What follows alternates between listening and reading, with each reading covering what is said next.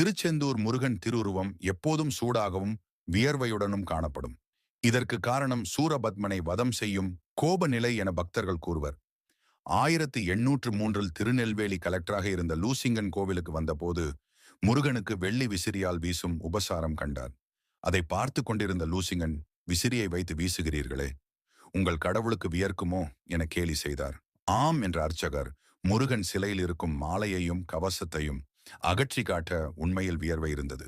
வீடு திரும்பிய போது லூசிங்கனின் மனைவிக்கு கடும் வயிற்று வலி ஏற்பட்டிருந்தது. இது முருகனை அவமதித்தனால் ஏற்பட்ட விளைவு என்பதை உணர்ந்த பின் முருக பக்தர் ஒருவரை அழைத்து பரிகாரம் கேட்க, அவரின் அறிவுரைப்படி முருகனிடம் மனதார மன்னிப்பு கேட்டார் மற்றும் கோவிலுக்கு பரிசாக வெள்ளி பாத்திரம் வழங்குவதாக அறிவித்தார். அவர் வேண்டிய உடனேயே மனைவியின் வலி நின்றது. நன்றியாக லூசிங்கன் என பொறிக்கப்பட்ட வெள்ளி பாத்திரத்தை கொடுத்தார். அது இன்றளவும் பயன்படுத்தப்படுகிறது. இது போன்ற ஆன்மீக தகவல்களுக்கு நமது ராதிகா சேனலை சப்ஸ்கிரைப் செய்து கொள்ளுங்கள். உங்க நண்பர்களுக்கு